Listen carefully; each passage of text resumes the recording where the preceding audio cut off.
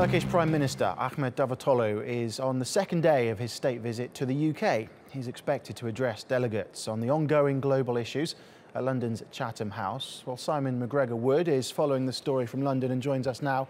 Simon, good to see you. Following protests on Monday then, I gather that the UK has apologised to Davutoglu. What exactly happened?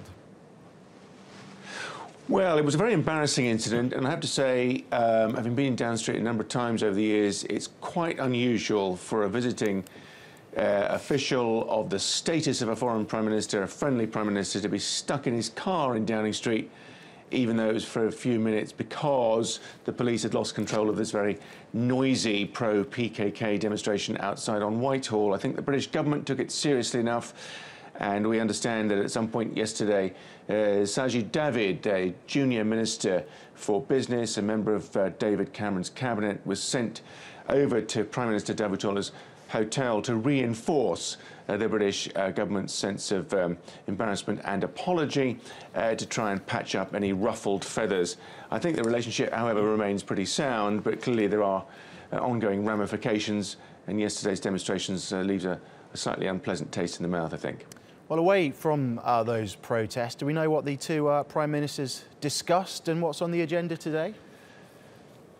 Well, it was a pretty broad-ranging conversation between the two men. They had lots to discuss. David Cameron apparently at the start of the meeting expressed his and the British government's condolence for the losses from Monday's rocket attack on the border that our colleague Ali Mustafa was reporting on a short time ago.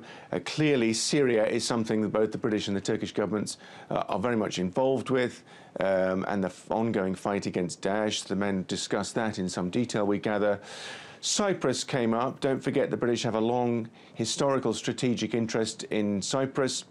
They retain sovereign British military bases in the Greek Cypriot part of the island, and clearly both governments have a lot invested in the potential for the resolution of this long divisive issue of Cyprus.